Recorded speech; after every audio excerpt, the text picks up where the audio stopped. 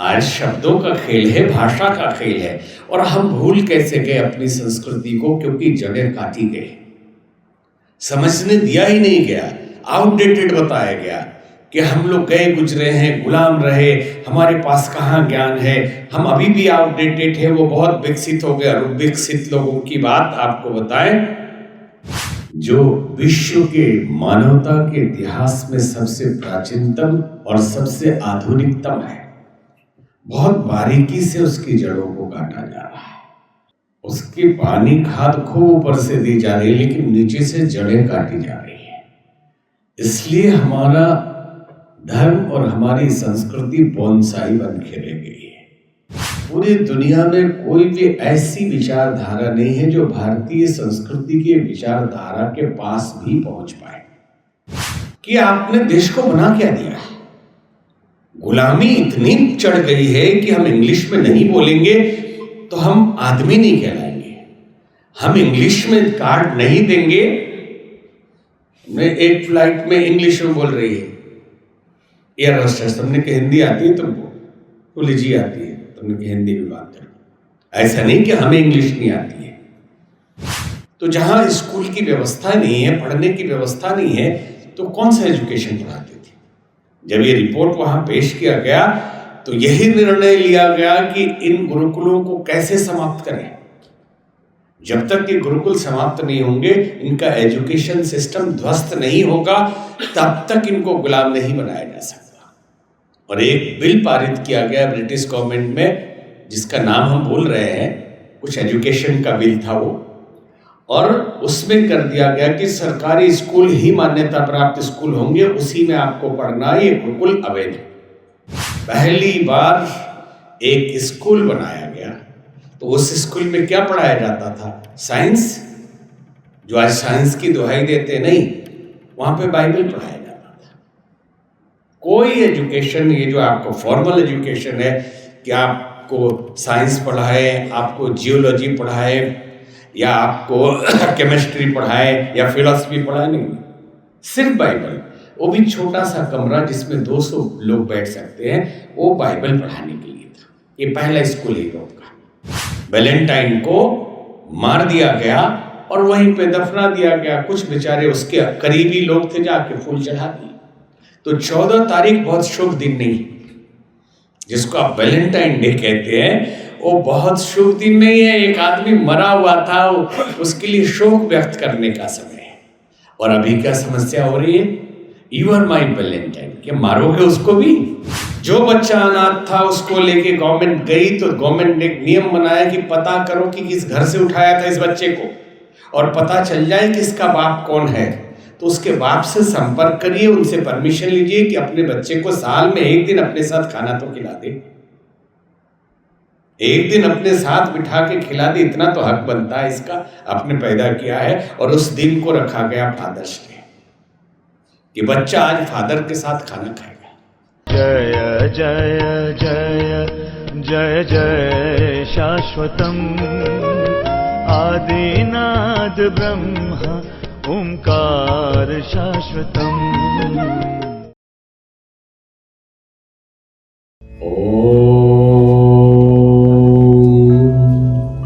विश्वानि देव सवितर्दुरितानि परासुव यद्भद्रं तन्नासुव। ओम शांति शांति शांति। इस सूरत में स्थित SBNIT सरदार वल्लभ भाई पटेल इंजीनियरिंग के जो डायरेक्टर हैं, डीन हैं, और पदाधिकारी, प्रोफेसरगण और विद्यार्थीगण, हमने कोई डिसाइड नहीं किया, कोई निर्णय नहीं किया कि आपको क्या सुनाएंगे। अभी जब डायरेक्टर साहब के साथ बैठे थे तो कुछ ऐसी ही चर्चा हो रही थी, क्योंकि ऑडियंस के मानसिकता की खबर हो तब तो आप सब्जेक्ट डिसाइड करें कि जो सुनने वाले हैं उनको क्या चाहिए। फिर भी आपको आपके लायक कुछ सुनाएंगे। एक घटना है कि एक बार स्वामी रामतीर्थ जापान गए और जापान के सम्राट का बगीचा देखने गए। उस बगीचे में बहुत सारे पौधे लगे थे, वृक्ष नहीं थे, पौधे थे। लेकिन एक एक पौधा, हमें एक जगह इंग्लैंड के उसमें हमने देखा जिसको बोनसाई आप कहते हैं, 200 साल पुराना, 500 साल पुराना, 100 साल पुराने पौधे, लेकिन वो पौधे छोटे छोटे बहुत सुंदर लग रहे हैं। ये देखकर स्वामी रामतीर्थ के आंखों में आंसू आ गया। किसी ने पूछा कि स्वामी जी, इतने सुंदर खूबसूरत पौधे हैं, इनको देख के खुश होना चाहिए, आप दुखी क्यों हो गए? बोले दुखी इसलिए हो रहे हैं कि ये पौधे वृक्ष बन सकते थे और इनकी छाया लोगों को मिल सकती थी। ये वृक्ष फल दे सकते थे बड़े बड़े, लेकिन ये छोटे रह गए। और इनको छोटा रखने के लिए, इनको बौना बनाने के लिए कुछ विशेष इंतजाम किया जाता है। देखा उन लोगों के ऐसे गमले में रखे जाते हैं जिनकी जड़ें गमले से बाहर नीचे से निकलती हैं और वो काट दी जाती है, जड़ें कटती है। तो जितनी जड़ें कटती है वृक्ष उतना ही सीमित होता जाता है, और जिस वृक्ष की जड़ें जितनी नीचे जाएंगी वो वृक्ष भी उतना ही ऊपर जाएगा। तो पौधे को वृक्ष से पौधा बनाने के लिए जड़ें काटते रहिए उसकी, तो वो अपने आप बौना हो जाएगा। स्वामी रामतीर्थ ने कहा कि तकलीफ इस बात की नहीं कि इस पौधे को छोटा किया गया है, तकलीफ इस बात की है कि हमारी संस्कृति, हमारा धर्म, जो विश्व के मानवता के इतिहास में सबसे प्राचीनतम और सबसे आधुनिकतम है, बहुत बारीकी से उसकी जड़ों को काटा जा रहा है। उसकी पानी खाद खूब ऊपर से दी जा रही है, लेकिन नीचे से जड़ें काटी जा रही है। इसलिए हमारा धर्म और हमारी संस्कृति बोनसाई बन के रह गई है। हमारे पुरुषार्थ की जड़ों को काटा जा रहा है। हमारे चिंतन की उस प्रवाह को, जो पक्षी की तरह पूरे आकाश गगन में उड़ता था, उसे रोकने के लिए, एक पौधे तक सीमित करने के लिए इसके सात्विक मानसिकता की जड़ें काटी जा रही है। इसके उस परम तत्व के विचारणा करने की जो शक्ति थी, उसकी जड़ें काटी जा रही है कि जहां पूरे विश्व में भारतीय संस्कृति और भारतीय दर्शन की तुलना करने वाला भी कोई नहीं था और न अभी तक है। फिर भी हमारे युवाओं के मन में ये धारणाएं भर दी जाती हैं कि हम कमजोर हैं, हम विकसित देश वाले लोग हैं। साधन विकसित होते रहते हैं, संपदाएं आती रहती है, टेक्नोलॉजी बढ़ती घटती रहती है, परंतु हमारी परंपरा, हमारी विरासत और हमारी जो धरोहर है इतिहास की और ज्ञान की, लोग कहते हैं कि भारत को जगत गुरु बनाएंगे। जगत गुरु शब्द का अर्थ आप समझ लेना, गुरु ज्ञान के क्षेत्र में हुआ जाता है कि जो ज्ञानी है वो गुरु होता है। तो कोई एक गांव के गुरु होते हैं, क्योंकि गांव में सबसे बड़ा ज्ञानी, समझदार, दार्शनिक, चिंतनशील है, उसको गुरु मानते हैं। फिर कोई प्रखंड और जिले का गुरु हो जाता है, कोई अंतरराष्ट्रीय स्तर का गुरु होता है, धन हो या ना हो। कोई जरूरी नहीं कि गुरु के पास धन कम है, साधन कम है, ज्ञान है अगर तो वो गुरु। भारत विश्व गुरु था और है। आप कहेंगे कैसे? पूरी दुनिया में कोई भी ऐसी विचारधारा नहीं है जो भारतीय संस्कृति की विचारधारा के पास भी पहुंच पाए। इसे आप बहुत आसानी से समझ लीजिए कि कॉन्सेप्ट ऑफ धर्म, not religion. Religion is not translation of dharma. Religion is translation of sect. धर्म का कॉन्सेप्ट सिर्फ भारतीय संस्कृति में है जो इसे जगत गुरु बनाती है। धर्म का अर्थ हमारे यहाँ बताया गया, जिसने धारण किया हुआ है पूरी सृष्टि को, पृथ्वी को ही नहीं, जीव निर्जीव पूरी सृष्टि जिस ऊर्जा से, जिस एनर्जी से चल रही है और जिसमें है, जिसके द्वारा है, उसको धर्म कहा गया। कि नेचर ऑफ लॉ इज धर्म। हम धर्म को अंग्रेजी में अगर बोलना हो तो बोल सकते हैं universal truth and nature of law. Real nature is धर्म। जैसे आप केमिकल जब पढ़ते हैं ना, तो हिंदी में प्रयोग होता है गुण धर्म। किसी भी केमिकल का गुण धर्म क्या है? तो उसका गुण ही अर्थात उसकी प्रकृति ही अर्थात उसका नेचर ही उसका धर्म है। पूरी जिंदगी उस तत्व का, उस केमिकल का, उसके नेचर पर है। अगर नेचर चेंज कर दे तो वो नहीं रहेगा।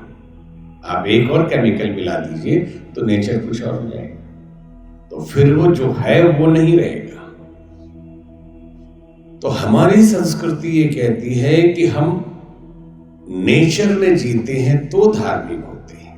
आप कितने पूजा पाठ करते हैं, कांवर लेके जाते हैं कि बिलपत्र चढ़ाते हैं कि तिलक करते या नहीं करते हैं, इसका बहुत बड़ा रोल नहीं है।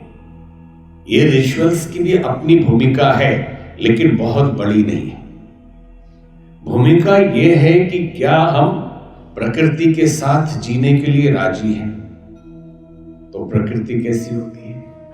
एक तो अंतः प्रकृति और एक बाह्य प्रकृति। गीता में 8 प्रकार के नेचर बताया गया। इसलिए भगवान कृष्ण अर्जुन को गीता में युद्ध भूमि में उपदेश देते हैं कि हे अर्जुन, किसी को दूसरे का धर्म अर्थात नेचर, स्वभाव अच्छा लग सकता है, लेकिन मुक्ति तुझे अपने ही प्रकृति में जीने से मिलेगी। तुम्हें अपने ही स्वधर्म शब्द वहां प्रयोग किया है कि अपने स्वधर्म से ही मुक्ति मिलेगी। और अभी आपका धर्म है कि धर्म की स्थापना करना और अधर्म का नाश करना।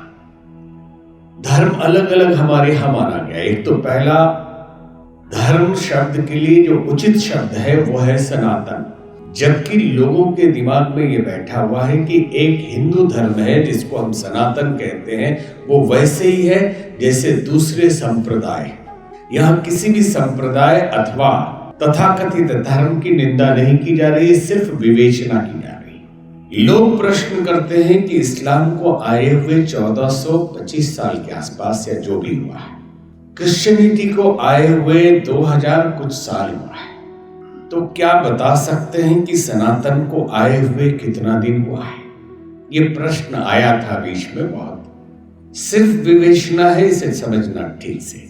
आप बता सकते हैं कि थियरी ऑफ रिलेटिविटी की जब खोज हुई उसकी उम्र कितनी है? आइंस्टीन के जन्म के काल के टाइम आप बता सकते हैं।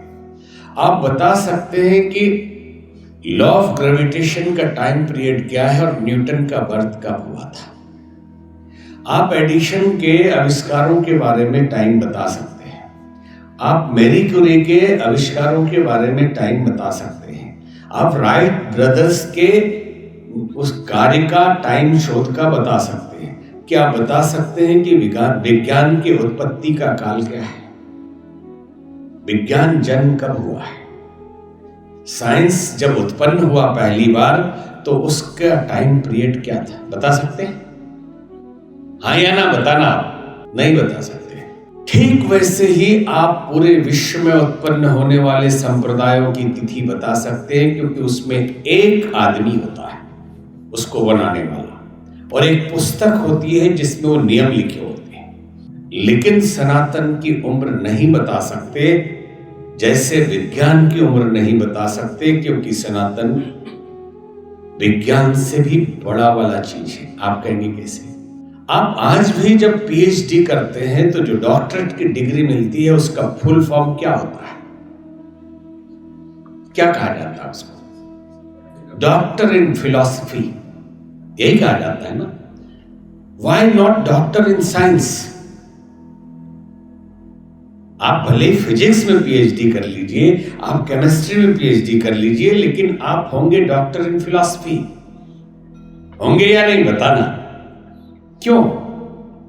क्योंकि सारा ज्ञान दर्शन है। All knowledge is philosophy. और जब उसको सब्जेक्ट में बांट देते हैं ना, तो उसको कहते हैं साइंस। जब पूरा खुला ज्ञान है, पहले के जमाने में लाहौर विश्वविद्यालय से रामतीर्थ ने एमए किया था, तो किस में किया था? मैथमेटिक्स में। तो होना चाहिए था एमएससी, होना चाहिए था या नहीं? लेकिन बोला गया कि एमए किया है, क्योंकि उस समय वो विभाग नहीं बना था। संपूर्ण नॉलेज और संपूर्ण ज्ञान फिलॉसफी ही है, दर्शन ही है। जब उसको सब्जेक्ट में हम मानते हैं तो एक एक विभाग बनता, फिर उसको हम साइंस कहते हैं। और जब साइंस के समझ में नहीं आता है वो दर्शन, तो फिर उसको हम मेटाफिजिक्स कह देते हैं कि ये हमारे ऊपर वाला चीज। अभी इसको सब्जेक्ट में नहीं डाला हमने, अभी समझ से बाहर जा रहा है। तो हिंदी में क्या इसको बोलते हैं? तत्व मीमांसा, तत्व ज्ञान। It's called metaphysics. तो जो नहीं वहां तक पढ़े हैं उनको लगता है फिजिक्स का ही कोई एक और डिपार्टमेंट है मेटाफिजिक्स। नहीं, जो साइंस के पार चला गया खेल और अभी साइंस को भी समझ में नहीं आ रहा है, दर्शन का वो भाग, उसको मेटाफिजिक्स कहते हैं। तो हम उम्र बता सकते हैं उनकी जिनके निर्माता एक हैं। हम उम्र बता सकते हैं उन संप्रदायों की जिसमें किताब एक है, उसी को मानना है, उसमें परिवर्तन नहीं किया जा सकता। उसकी उम्र कैसे बता सकते हैं जिसमें निरंतर रिसर्च ही रिसर्च है, आदि काल से निरंतर शोध ही चल रहा है, और जो आता है एक नई फिलॉसफी देता है। आप कहेंगे क्या शुरू से ये सारी फिलॉसफी थी? फिलॉसफी थी, लेकिन दुनिया भर की फिलॉसफी कैसे आ गई? एक किताब को मान लेना चाहिए था और उसी को सनातन बोल देना चाहिए था। चार वेद को ही बोल देते सनातन, वेद के बाहर नो सनातन, यही हिंदू रिलीजन है बोल देते। फिर उपनिषद क्यों आ गए? 108 उपनिषद, अलग अलग विचारधारा, देन 6 फिलॉसफी अलग अलग। एक में ईश्वर निराकार है, एक में ईश्वर होता ही नहीं है। ये इंडियन फिलॉसफी की बात कर रहे हैं कि एक में ईश्वर का अस्तित्व नहीं है, एक में ईश्वर है। सांख्य योग में वैशेषिक जो 6 फिलॉसफी आपने सुना होगा, इसमें अलग अलग कॉन्सेप्ट है।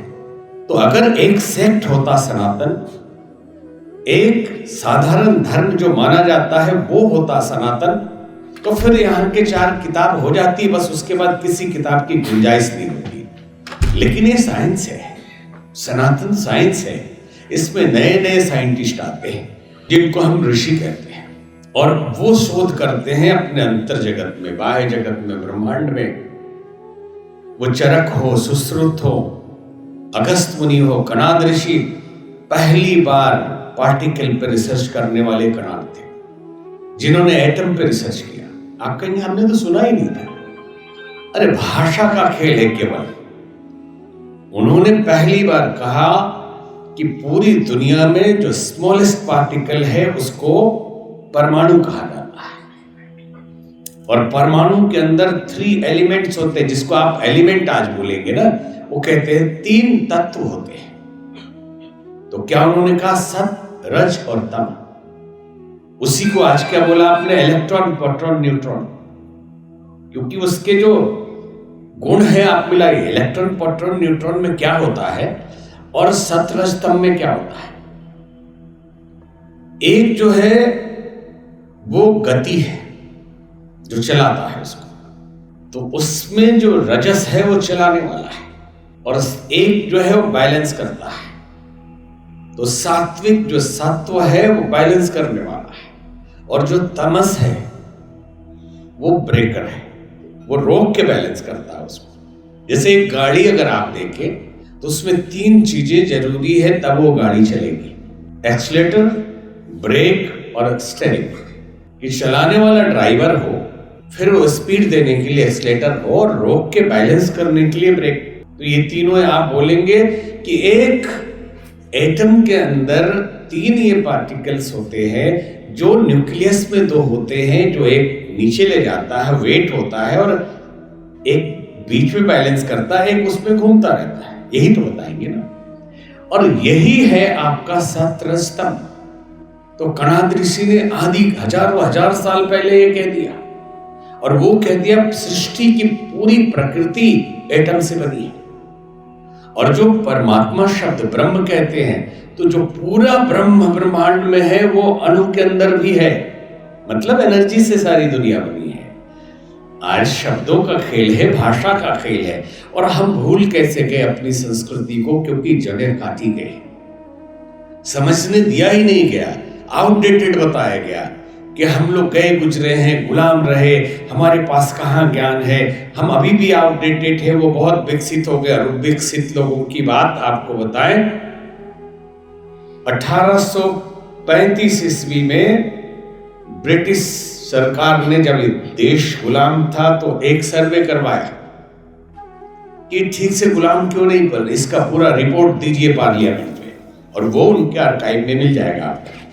वहां रिपोर्ट दी गई कि भारत गुलाम क्यों नहीं बन रहा, और रिपोर्ट सबमिट करने वाले आदमी का नाम था मैकाले।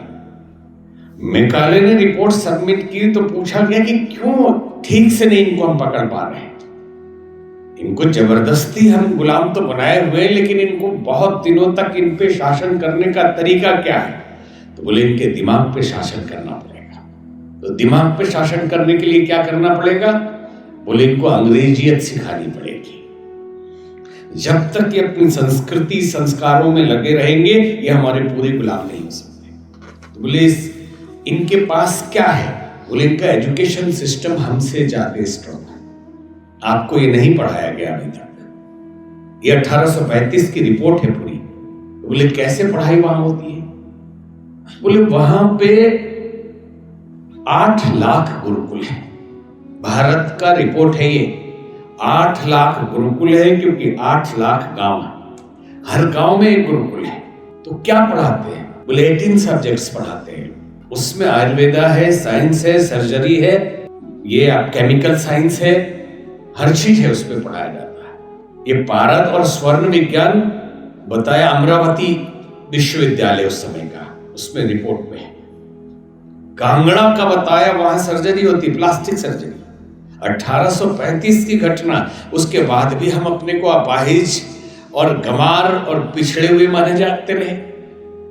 एक मेंबर ऑफ पार्लियामेंट ने उठ के खड़ा होकर कहा कि मैं भारत में था और एक मुस्लिम शासक के साथ मेरा युद्ध हुआ, और युद्ध में मेरी नाक कट गई, और कांगड़ा में मेरी सर्जरी की गई, ये नाक सर्जरी की हुई है। यह 1835 से पहले हुआ। राइट ब्रदर्स ने आपका हवाई जहाज बना दिया, बहुत अच्छी बात है, लेकिन थोड़ा पीछे जाके देखें, विमानक शास्त्र एक ग्रंथ है अपने यहां, उसमें हवाई जहाज की पूरी टेक्नोलॉजी लिखी हुई है, जो हजारों साल पहले लिखा गया है। और उसी के आधार पे महाराष्ट्र के एक विद्वान ने चौपाटी पे जहाज बना के उड़ा के दिखाया था, और जो अपनी रिपोर्ट सबमिट की थी, पैसा नहीं था कि जिससे कि वो बना सके, ब्रिटिश गवर्नमेंट को दिया कि लोन दे दीजिए, इसके लिए ग्रांट दे दीजिए, सब्सिडी दे दीजिए, बोले अवश्य जाएगा ब्रिटेन, वहां से पास होके आएगा। वो कभी पास होके नहीं आया, उस थ्योरी को चुरा लिया गया, और उसी पे बन गया जहाज। और बनाने वाला कौन, राइट ब्रदर्स, और हम गुलाम हैं। और अभी भी हम उनका अनुकरण करते हैं, उनकी संस्कृति का, उनके संस्कारों का, जहां संस्कृति ही नहीं। विद्वानों का मत है कि पहले के जमाने में यूरोप में पढ़ने की व्यवस्था नहीं होती थी, क्योंकि टोटल शासन और एजुकेशन और सिस्टम चलता था प्लेटो और सोक्रेटिस के फिलॉसफी पे, और वहां पे आम आदमी के पढ़ने के लिए कोई गुंजाइश ही नहीं है उस दर्शन में। राजा पढ़ेगा, राजा का बच्चा पढ़ेगा, गुरु और पढ़ाने वाले लोग वहां जाकर पढ़ाएंगे, और कुछ जो शासन करने वाले लोग हैं उनके बच्चों को स्पेशल ट्रेनिंग दी जाएगी, ताकि वो व्यापार में जा सके और शासन में आ सके। उससे ज्यादा नहीं पढ़ना, थोड़ी सी मिलिट्री की ट्रेनिंग दी जाएगी बस।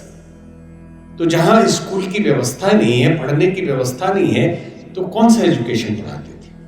जब ये रिपोर्ट वहां पेश किया गया, तो यही निर्णय लिया गया कि इन गुरुकुलों को कैसे समाप्त करें। जब तक ये गुरुकुल समाप्त नहीं होंगे, इनका एजुकेशन सिस्टम ध्वस्त नहीं होगा, तब तक इनको गुलाम नहीं बनाया जा सकता। और एक बिल पारित किया गया ब्रिटिश गवर्नमेंट में, जिसका नाम हम भूल रहे हैं, कुछ एजुकेशन का बिल था वो, और उसमें कर दिया गया कि सरकारी स्कूल ही मान्यता प्राप्त स्कूल होंगे, उसी में आपको पढ़ना है। ये गुरुकुल अवैध है। ये जितने गुरुकुल है अवैध है, इलीगल है, इनको बंद करिए, नहीं तो उनको फांसी दिया गया। कितने आचार्यों को, कितने विद्यार्थियों को मारा गया। धीरे धीरे कई दशक में वो परंपरा समाप्त हो गई और उसके बाद उनकी शिक्षा पद्धति में काले वाली यहाँ थोप दी गई। अब हम जैक एंड जिल पढ़ते हैं, went up the hill to fetch a pail of the water. वो गया, पानी में गिरा, ऊपर से गिर गया, फिर ये कहानी पढ़ते हैं। हमारी संस्कृति में कहानियों की कमी आ गई है। बाबा ब्लैक से और खूब खुश होते हैं ये सब पढ़ पढ़ के। Twinkle twinkle little star, star is not twinkle और लिटिल। अरे बहुत बड़ा है स्टार, सूरज से लाखों गुना बड़ा एक तारा होता है। और हमको ये पढ़ा के मानसिक रूप से गुलाम बना दिया गया। और हम ये हो गए कि हिंदुस्तान में अभी एक शादी की पार्टी थी, अभी यहाँ आई जो कथा है, उसके पहले यहीं पे योगी जी भी आए थे उस पार्टी में। बहुत अच्छी पार्टी थी, सात्विक लोग हैं, समझदार लोग हैं, उनका दोष नहीं है। हम कैटरर की बात कर रहे हैं। जितने लोग आए थे उसमें समझ में आया कि या तो गुजराती थे या मरवाड़ी थे, और सब लोग हिंदी समझने पढ़ने वाले लोग थे। लेकिन जो मीनू था वो टोटल इंग्लिश में था, एक भी न गुजराती में न हिंदी में। हमने कैटरर को बोला भी कि भाई दोनों में लिख देते, हो सकता है कि कोई आदमी बुजुर्ग आया हो जिसको इंग्लिश ना आती हो। क्या कि आपने देश को बना क्या दिया? गुलामी इतनी चढ़ गई है कि हम इंग्लिश में नहीं बोलेंगे तो हम आदमी नहीं कहलाएंगे। हम इंग्लिश में कार्ड नहीं देंगे। मैं एक फ्लाइट में इंग्लिश में बोल रही है एयर होस्टेस, तुमने कहा हिंदी आती है तुमको?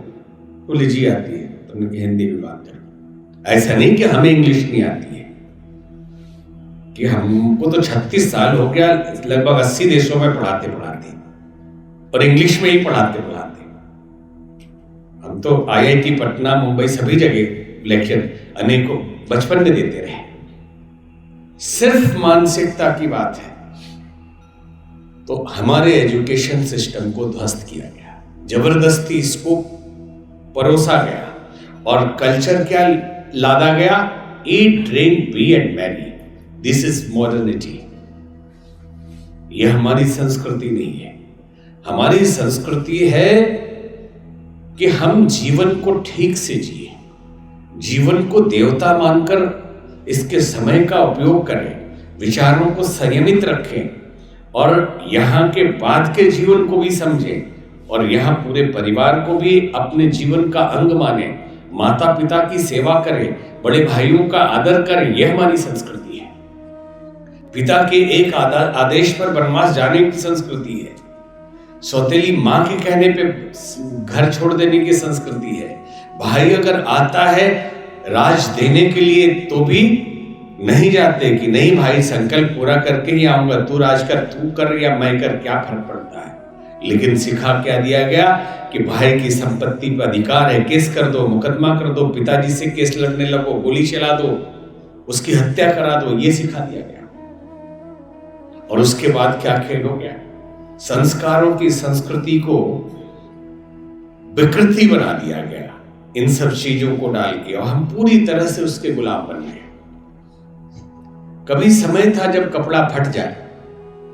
हम लोग जब छोटे थे तो हाफ पैंट पहन के जब स्कूल जाते थे तो मन में आता था कि बड़े कब होंगे, हमें भी फुल पैंट मिलेगा, बड़े हो जाएंगे तो। लेकिन अभी ऐसी संस्कृति क्या विकृति आ गई कि मार्केट में हाफ पैंट पहन के, लड़के तो छोड़िए लड़कियां भी हाफ पैंट पहन के घूमती हैं। इस पे टीवी पे बहसबाजी होती है कि कोई कैसा भी पहने, आपको क्या दिक्कत है, स्वतंत्र हैं लोग। अरे स्वतंत्र होने का मतलब ये नहीं होता कि आप कुछ भी करो।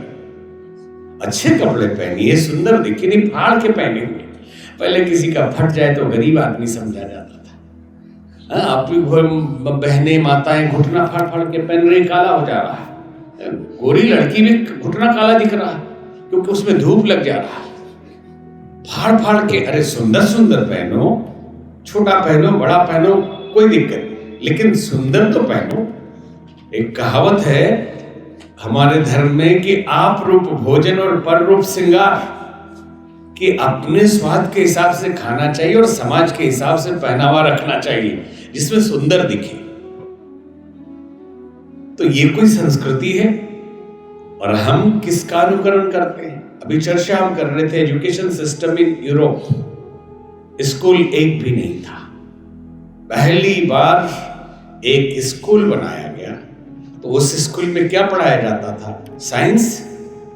जो आज साइंस की दुहाई देते नहीं, वहां पे बाइबल पढ़ाया जाता था। कोई एजुकेशन, ये जो आपको फॉर्मल एजुकेशन है कि आपको साइंस पढ़ाए, आपको जियोलॉजी पढ़ाए, या आपको केमिस्ट्री पढ़ाए, या फिलॉसफी पढ़ाए, नहीं, सिर्फ बाइबल।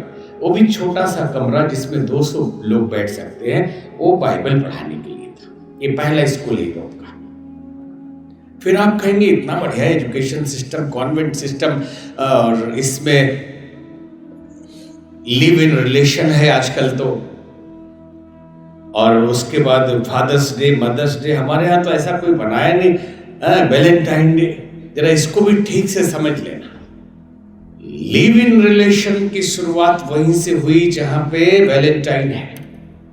और वैलेंटाइन नाम का एक आदमी हुआ जो अच्छा आदमी था। उसको कहीं से भारतीय दर्शन पढ़ने को मिल गया, भारतीय संस्कृति पढ़ने को मिल गया।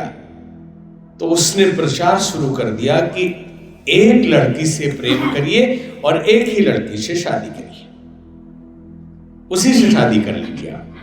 वैलेंटाइन ने प्रचार शुरू किया। थोड़े दिन बाद वो पादरी बन गया, तो चर्च में जो आते उनको भी ये सिखाता था।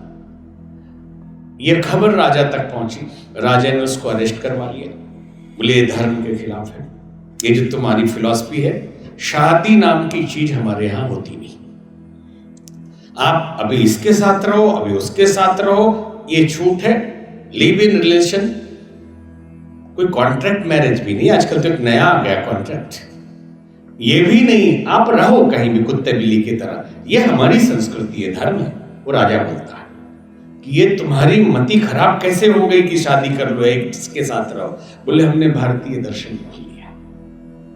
बोले नहीं, इसको तो मृत्यु दंड मिलना चाहिए, इस आदमी को मृत्यु दंड मिलना चाहिए, क्योंकि इसने धर्म के खिलाफ काम किया है। हमारे यहां धर्म है कि कुत्ते बिल्ली की तरह जीओ, जिधर मन में जाए उधर उसके साथ रहो, और जिसको मन में आए छोड़ दो, आगे बढ़ जाओ। ये हमारा संस्कार, हमारी संस्कृति है। ये उस राजा का कहना था। 14 फरवरी को उस आदमी को सूली पे चढ़ा दिया गया, वैलेंटाइन को मार दिया गया और वहीं पे दफना दिया गया। कुछ बेचारे उसके करीबी लोग थे, जाके फूल चढ़ा दिए। तो 14 तारीख बहुत शुभ दिन नहीं, जिसको आप वैलेंटाइन डे कहते हैं, वो बहुत शुभ दिन नहीं है। एक आदमी मरा हुआ था, उसके लिए शोक व्यक्त करने का समय है। और अभी क्या समस्या हो रही है? यू आर माई वैलेंटाइन, क्या मारोगे उसको भी? वो बेचारा मरा है उस दिन, वैलेंटाइन। और इतने भूल गए हम लोग कि बड़े छोटे का भी लिहाज नहीं। फ्रेंड्स करते थे तो चलता था, दादाजी you are my valentine, dad you are my valentine, गुरुजी यू आर माई वैलेंटाइन। अब बात यहां तक पहुंच गई। बोले भाई गुरुजी को मत मारो कम से कम, क्योंकि ये मरण दिन है, ये शोक मनाने का दिन है। और ये लिव इन रिलेशन उसी का रूप है कि उनकी जो संस्कृति थी कि नहीं, शादी नहीं, आप साथ में रहो, कुछ भी करो। अभी कुछ भी करो का परिणाम क्या होता है मालूम है? कॉन्वेंट का नाम सुना आप लोगों ने? हाँ या नहीं? नहीं सुना? कॉन्वेंट, कॉन्वेंट स्कूल होते हैं ना, सुना है ना? इसका मीनिंग क्या होता है बता सकते हैं क्या? नो, कॉन्वेंट का मतलब है जहां अनाथ बच्चे रहते हैं। रियल मीनिंग ऑफ कॉन्वेंट अनाथालय। या पीछे जाइए जब इतिहास में, तो आपको इसकी उत्पत्ति मिल जाएगी। जब लिव इन रिलेशन में रहते थे लोग, किसी के साथ, तो बच्चा भी पैदा होता था। तो फिर क्या करेंगे उस बच्चे का? उस बच्चे को घर के दरवाजे के सीढ़ियों पे रख देते थे, कुत्ते और सियार उठा ले जाते थे। राजा को बड़ा बुरा लगा कि जनता कम हो रही है, जनसंख्या घट रही है, लोग बच्चे पैदा करते नहीं, और अगर हो भी जाए तो कुत्ते खा जाते हैं, तो शासन कैसे चलेगा? तो एक जगह बनाइए जहां पे इन अनाथ बच्चों को रखा जाए, और उस जगह का नाम रखा गया कॉन्वेंट। अभी आज खुश होते हैं माता पिता, हमारा बच्चा तो इंग्लिश मीडियम कॉन्वेंट स्कूल में, उसमें मेरी कॉम कौन सा एंजिल इसमें पढ़ता है। वाह भाई, अनाथालय में भेजते, आपको शर्म नहीं आती अपने बच्चे को? और संस्कृति संस्कारों की दुहाई देने वाले लोगों से निवेदन है कि जरा अपने बच्चों को कॉन्वेंट से निकालिए। जितने मंत्री हिंदी की बात करते हैं, संस्कार और संस्कृति की बात करते हैं, सबके बच्चे उसी में पढ़ रहे हैं। और जब बेस ही खराब हो जाएगा, बचपन से ही संस्कार उसको क्रिश्चियनिटी बुरी नहीं है, लेकिन हमारा कहना है कि जब इतनी बड़ी संस्कृति आपके पास है, इतनी बड़ी धरोहर आपके पास है और इतने संस्कारों की परंपरा है, तो क्यों आप इधर उधर भटकते हैं? और बचपन से हाई स्कूल तक तो आपने उसका निर्माण कर दिया, अब क्या बचा उसके बाद? फिर आप कहते हैं कि बच्चा ध्यान नहीं देता, बच्चा मानता नहीं, माता पिता मर गए, बच्चे आ नहीं रहे। वैसे फूल भिजवा दिया, एजेंसी के द्वारा भिजवा दिया, बाद में बंटवारे के लिए 2 बच्चे आएंगे और एक कंपनी को ठेका दे दिया, मेरे माँ बाप को जला देना। यह हमारा संस्कार नहीं, हमारी संस्कृति नहीं है। लेकिन जब वही पढ़ रहे हैं और वही उदाहरण हमारे जीवन में जा रहा है, तो यही होने वाला है। पूरी पीढ़ियां बर्बाद हो रही है, सावधान हो जाइए कि आप जो पढ़ रहे हैं, हमारी पढ़ाई का मकसद हुआ करता था कि जिंदगी जीना सीखें। हम टेक्नोलॉजी पढ़ते हैं, साइंस पढ़ते हैं, ठीक है, नया आविष्कार करने के लिए, कुछ नया शोध करने के लिए, नई चीज देने के लिए, लेकिन इस नई चीज से जिंदगी केवल चल पाएगी? इससे नौकरी मिलेगी, आप आविष्कार कर लेंगे, कुछ नया साधन बना लेंगे, जिएंगे कैसे?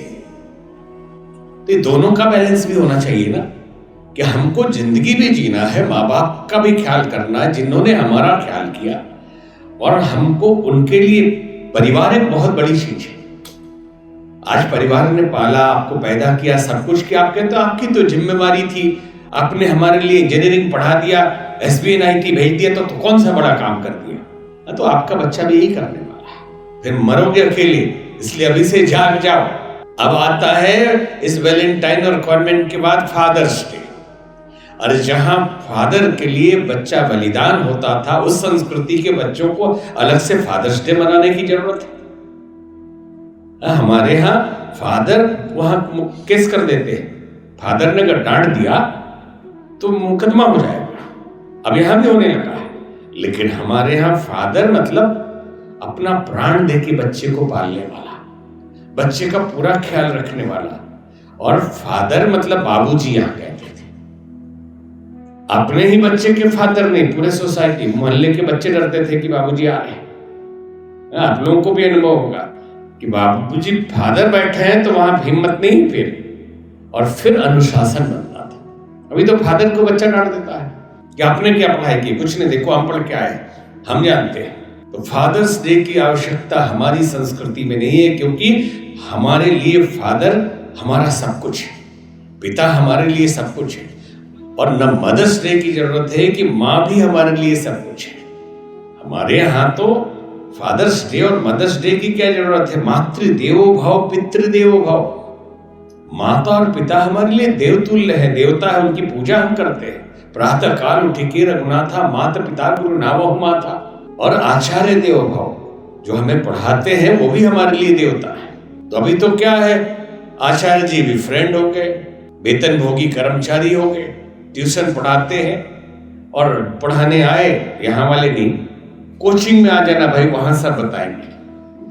फिर टीचर जी भी ले रहे हैं, विद्यार्थी जी भी साथ में ले रहे हैं, टीचर जी भी सिगरेट मार रहे हैं, विद्यार्थी जी भी सिगरेट मार रहे हैं। इतनी कोचिंगों की परंपरा जो शुरू हुई ना, तो स्कूल में पढ़ाई कैसे होगी? क्योंकि वही टीचर हैं जो यहाँ कम पढ़ाएंगे, वहां आपको बुला के पढ़ाएंगे। और ये बहुत बड़ा धंधा और बिजनेस बना हुआ है कोचिंग। अभी तो कई जगह रेट भी पड़ा और सारा खेल भी चल रहा है इसमें। तो फादर्स डे की शुरुआत कैसे हुई पता है आप लोगों को? नो? जो बच्चा अनाथ था उसको लेके गवर्नमेंट गई, तो गवर्नमेंट ने एक नियम बनाया कि पता करो कि किस घर से उठाया था इस बच्चे को, और पता चल जाए कि इसका बाप कौन है। तो उसके बाप से संपर्क करिए, उनसे परमिशन लीजिए कि अपने बच्चे को साल में एक दिन अपने साथ खाना तो खिला दे, एक दिन अपने साथ बिठा के खिला दे। इतना तो हक बनता है इसका, आपने पैदा किया है। और उस दिन को रखा गया फादर्स डे कि बच्चा आज फादर के साथ खाना खाएगा। ठीक वैसे ही पता करो कि किस माँ का बच्चा है। अगर खबर लग गई तो आप उनसे तय करिए, उनसे अनुमति मांगिए कि आपका बच्चा अनाथ है, एक दिन साल में आप खाना खिला दो। इसको मदर्स डे कहा गया। और आपने कभी विचार किया कि फादर सिस्टर क्यों बोला जाता है? वहां जो पढ़ाई में स्कूल में जाते हैं तो बुजुर्गों को फादर बोलते हैं, अब जो लड़कियां पढ़ाती हैं उनको सिस्टर बोलते हैं। क्यों बोलते हैं? क्योंकि अनाथ बच्चा, उसको पता नहीं उसका फादर कौन है। तो जो बुजुर्ग थे उनको फादर बुलवाने लगे लोग, यही फादर है, यही आपका ख्याल रखेंगे। आपको अपना फादर तो पता है नहीं। और जो बूढ़ी महिला है उनको मदर बोलना है आपको, क्योंकि यही आपकी मदर है। और कम उम्र के तो ये सिस्टर है, क्योंकि अपनी सिस्टर का तो पता नहीं आपको। और इतनी शादियां उनकी हो जाती है कि किसकी सिस्टर कौन और किसका बच्चा कहां गया। एक जगह अमेरिका में 96 की बात, एक महिला आके हमसे पूछती है कि आपके यहाँ एक ही शादी करके जी लेते हैं लोग? हमने कहा आपके यहाँ, क्योंकि हम नया है, अनुभव नहीं है आपके यहाँ काम। तो बोले हमारी 7वीं शादी है। बच्चे बोले बच्चे एक उसके साथ गया, एक उसके साथ गया, कुछ सरकार पाल रही है। हमने कहा ये तो ठीक नहीं है। बोले हाउ बोरिंग, एक शादी करके कैसे जिएंगे? उनके वाह, कुत्ते बिल्ली है क्या आप? हमारे यहाँ तो 7 जन्म के लिए शादी की जाती है। और शादी कोई एक एग्रीमेंट हमारे यहाँ नहीं होता, ये प्रेम होता है, एक अनुबंध होता है। धर्म के मार्ग पर चलने के लिए पति और पत्नी संकल्पबद्ध होते हैं और सांसारिक जीवन जीते हुए अपने धार्मिक लक्ष्य को पाते। इसलिए धर्म पत्नी कहा जाता है, पति देव कहा जाता है, देवता कहते हैं उनको। ये कोई कॉन्ट्रैक्ट मैरिज नहीं कि 6 महीने के लिए कॉन्ट्रैक्ट है भाई, 6 महीने के बाद कॉन्ट्रैक्ट कैंसिल। आजकल बहुत सारे वेब सीरीज और रील आ रहे हैं। अभी कुकू टीवी वाला तो खूब चला रहा है इस टाइप का। अभी खूब चल रहा कॉन्ट्रैक्ट मैरिज 6 महीने के लिए। अब बाद में वो अमीर लड़का निकला, फिर उसके बाद कॉन्ट्रैक्ट कैंसिल। बिलियनर, इतना बड़ा धोखा कि फेसबुक पे गलती से जाए तो ले देख ही ले फ्री में 2 रुपया डाल के, और फंस जाते हैं सब चक्कर। यहां भी बहुत फंसे हुए जो दिख रहा है। तो संकेत हमारा केवल आपके लिए था कि हमारी संस्कृति, हमने शुरू किया था जगत गुरु से। भारत जगत गुरु बनेगा ये बात छोड़ दो, ये जगत गुरु है। ये जगत गुरु है तो आप बोलेंगे कैसे? जहां आप कहते हैं कि हमारे एक रिलीजन को, सेक्ट को जो नहीं मानता उससे घृणा करिए, उसको मार दीजिए। और वहीं एक धर्म कहता है एको देवा सर्वभूतस्य गूढ़ सर्वव्यापी सर्वभूतांतरात्मा, एक ही परमात्मा सबके अंदर है। और आत्मवत सर्वभूत भूतेषु, आत्मवत सबको देखिए, सबके अंदर हम ही है। वो चाहे हिंदू है, मुस्लिम है, किसी भी जाति किसी भी संप्रदाय का है, सबके अंदर हम ही जी रहे हैं। और वो तत्व परमात्मा तत्व है। उपनिषदों की ये हायर थिंकिंग ये पूरी दुनिया में किसी फिलॉसफी में नहीं। जहां कहते हैं, नेता लोग कहते हैं और है सच्चाई, वसुधैव कुटुंबकम। एक बार गलत उच्चारण भी करते, वासुदेव कुटुंबकम। वसुधैव, वसुधा मतलब धरती, पूरी पृथ्वी, कुटुंब मतलब परिवार है। पूरा विश्व हमारा परिवार है। वो किसी मत पंथ संप्रदाय को मारे, वो माने, कोई दिक्कत नहीं, वो हमारे ही परिवार के लोग हैं। वसुधैव कुटुंबकम माना तो हमने कहा ये सबसे हाईएस्ट फिलॉसफी है। लेकिन जिन्होंने उपनिषदों को नहीं समझा वही कहेंगे कि हाईएस्ट फिलॉसफी है। तो आप कहेंगे इससे भी बड़ी फिलॉसफी हो सकती है क्या? अरे भाई, इससे बड़ी फिलॉसफी है कि केवल वसुधा परिवार ही नहीं है। परिवार में तो लड़ाई भी हो सकती है, परिवार में मुकदमेबाजी भी हो सकती है, परिवार में जमीन के लिए भी झगड़े हो सकते हैं। और तभी तो बोले कि पाकिस्तान परिवार था तो बंटवारा हो गया। देश में परिवार ही थे तो हिंदू मुस्लिम भाई भाई, तो बाकी आप, हमको हिस्सा चाहिए। तो उपनिषद कहता नहीं, एक ही आत्मा है। और ये कब समझ में आता है? The level of compassion when increase then you will be universal. जब आपके संवेदना का स्तर उस लेवल पे जाता है कि आत्म तत्व को दूसरे के अंदर समझने लगे, तो वैश्विक अनुभूति होती है और ब्रह्म सबके अंदर दिखता है। ये है भारतीय संस्कृति और ये आपकी धरोहर है, ये आपकी अपनी परंपरा है, ये आपका धर्म है। हम आपको कथा सुनाने नहीं आए कि बाबा जी कथा सुना रहे हैं तो पुराण में लिखा है तो ये गणेश जी का मुंह क्यों लगा दिया, ये वाला ऐसा क्यों कर दिया। नहीं, आपको ओरिजिनल धर्म बताने आए कि धर्म इज नेचर, धर्म इज ड्यूटी, धर्म हमारा कर्तव्य है। स्टूडेंट का धर्म क्या होता है? और उसका धर्म होता है टाइम पे उठो, आलस्य से दूर रहो, काक चेष्टा बको ध्यानम, स्वानिद्रा। ये बचपन में पढ़ाया जाता था कि विद्यार्थी के क्या लक्षण है, स्टूडेंट का क्या, परफेक्ट स्टूडेंट है तो क्या उसके अंदर क्वालिटी होनी चाहिए। तो लिखा बचपन में हम लोगों ने पढ़ा, काक चेष्टा, कौवे की तरह कोशिश करते रहो कि हमको टारगेट पूरा कर ही लेना है। बको ध्यान, आप टारगेट पे ध्यान लगाए रखो कि हमको ये एकदम फर्स्ट ग्रेड से पास होना है और जाने के बाद जिंदगी में क्या करना। तो बको ध्यानम कर जानते हैं क्या होता है? आया नहीं, बगुले जैसा ध्यान। बगुला पानी में खड़ा रहता है, कूल, चिल्लाता नहीं, ज्यादा बोलता नहीं, एकदम शांत, टप से मछली को खींच लेता है। ध्यान इतना जागृत हो, काक चेष्टा बको ध्यानम स्वानिद्रा। स्वानिद्रा का मतलब कुत्ते की तरह नींद, एकदम पड़ गए तो 12 घंटे सो रहे हैं, बोले अरे रात में जग गए थे, थक गए थे, घंटी बंद कर दी, कल से देखेंगे। सबसे बड़ा दुश्मन कल है। कल कभी आता नहीं, क्योंकि गए हुए कल को भी कल कहते हैं और आएगा वो भी कल कहते हैं। Past is history and future is mystery but present is a gift. आया समझ में? जो बीत गया वो इतिहास हो गया, आने वाला भी रहस्य है, वर्तमान ही उपहार है। इसको अपना धर्म मानकर अर्थात ड्यूटी मान के आपको पूरा करना। अगर ये कर पाए, हम दिन भर को प्रेजेंट मानते हैं। प्रेजेंट शब्द बड़ा अद्भुत है, स्पेलिंग सेम है, अर्थ दो है। बता सकते हैं दो अर्थ क्या है प्रेजेंट का? एक को गिफ्ट, स्टूडेंट से पूछ रहे हैं, एक को गिफ्ट और एक को वर्तमान। स्पेलिंग सेम है या डिफरेंस है? सेम स्पेलिंग है, प्रोनाउंसिएशन डिफरेंस है। Present present, stress second syllable पे गया तो अर्थ बदल गया। देखिए, तो इसमें उपहार है आपका वर्तमान और दिन भर प्रेजेंट नहीं है, आने वाला पल भी कल है और बीता हुआ पल भी कल है।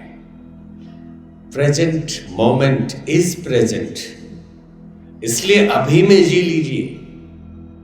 तो धर्म कर्तव्य है। पिता का धर्म क्या है, पुत्र का धर्म क्या है, माँ का धर्म क्या है, आचार्य अर्थात शिक्षक पढ़ाने वाले प्रोफेसर का धर्म क्या है और स्टूडेंट का धर्म क्या है, राजा का धर्म क्या है, प्रजा का धर्म क्या है, नागरिक का धर्म क्या है। नहीं, नागरिक का धर्म में रेलवे का पाइप ही काट के ले जाओ, सरकार ऐसे ही लगा लो और बिजली बचा लो, ये नागरिक का धर्म है। विदेश जाके तो बड़े अच्छे से रहते हैं लोग और गाली देते हैं अपने देश को कि अरे अपने यहाँ लोग अनुशासन में नहीं रहते, देखिए यहाँ क्या लाइन से चल रहे हैं, एक बार हॉर्न नहीं बजाना पड़ता। अरे आप ही लोग तो हैं, ये अनुशासन अपने जीवन में लाएंगे और विदेशी आके टिक कर देगा यहाँ। तो आप अधार्मिक हैं, अनुशासन में नहीं जीते तो अधार्मिक हैं।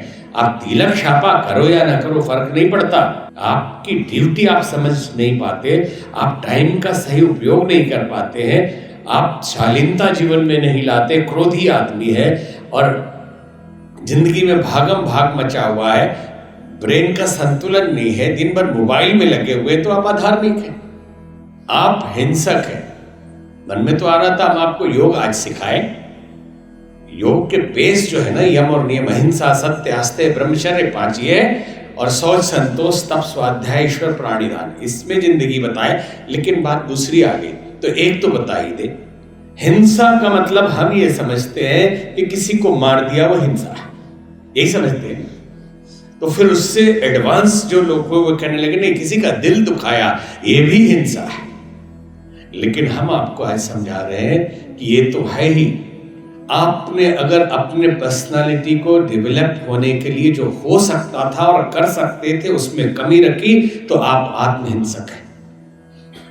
आप जो हो सकते थे और हुए नहीं, अरे मैं भी कभी करता था, मैं भी चित्रकार था, मेरा भी ब्रेन इतना चलता था, आज वो कहां मैं कहां, ये आपका आलस्य, आपका कल पे टालना है।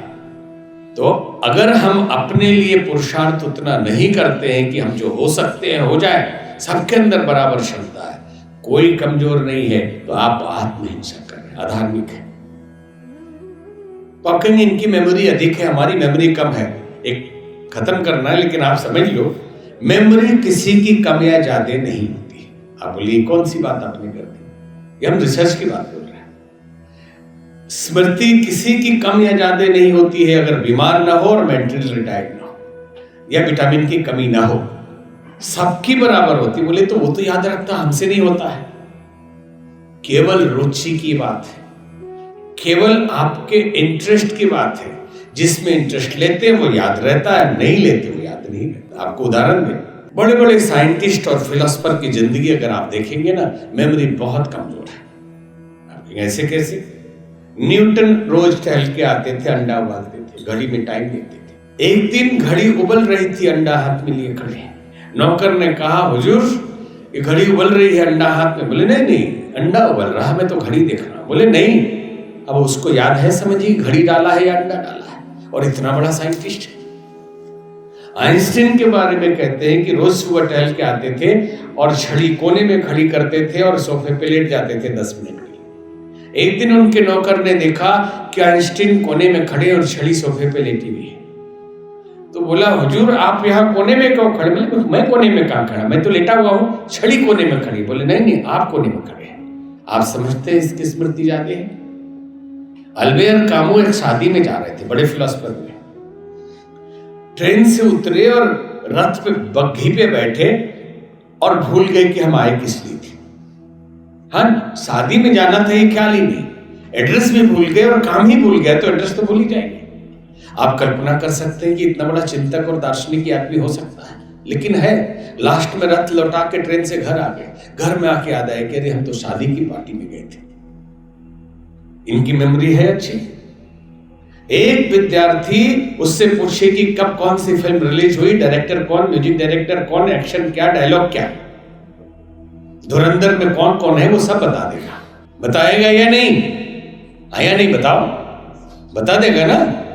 वह धुरंधर का डांस का स्टेप क्या है, कौन सा एक्टर है, कितने दिनों के बाद ये एक्टर हाईलाइट हुआ है और इतनी प्रशंसा आज इसकी हो रही है, बता देंगे।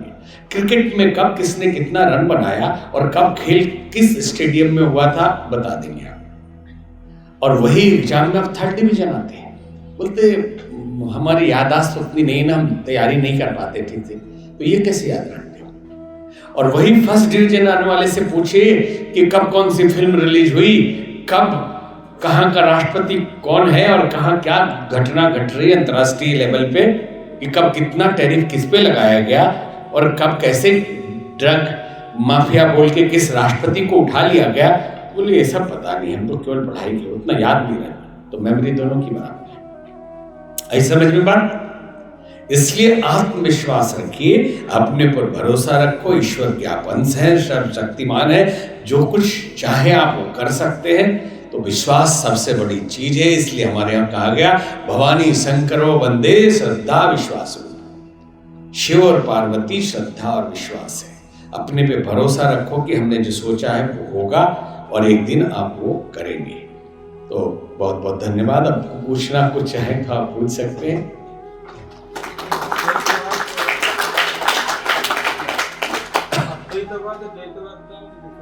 जी अद्वैतवाद, द्वैतवाद, उसका हाँ, इसका डिफरेंस बता देते हैं। एक मिनट। इन्होंने पूछा है द्वैत और अद्वैत, ये संस्कृत का शब्द है। द्वैत का अर्थ होता है दो और अद्वैत का मतलब जो दो नहीं। अब क्या दो और क्या दो नहीं, वो ईश्वर के संबंध में। क्या ईश्वर एक ही होता है या ईश्वर या अथवा दो होता है? अब इस दो को जो वेदांत है, वेदांत फिलॉसफी है, या जिसमें हम ब्रह्मसूत्र या ऐसे वो होते हैं उसमें अद्वैत माना जाता है कि ईश्वर एक ही है और हम ईश्वर ही स्वरूप है, अज्ञानता के कारण हम भूले हुए हैं। तो कोई अलग से अष्टावक्र जैसे है, उनकी फिलॉसफी अष्टावक्र गीता है। वो फिलॉसफी आपके पतंजलि ये कहेंगे कि चित्त पे विकृतियां छाई हुई है, योगस् चित्त वृत्ति निरोधा, तो उन विकारों को दूर करेंगे तो जीव ब्रह्म से मिलेगा। तो इसको योग कहते हैं, जीव का ब्रह्म से मिलना योग है, मतलब दो से एक हो जाना, द्वैत से अद्वैत हो जाना। लेकिन अष्टावक्र क्या कहेंगे, केवल अज्ञानता के कारण ये प्रतीत होता है कि हम दो हैं, हम दो है ही नहीं, हम ईश्वर स्वरूप ही हैं।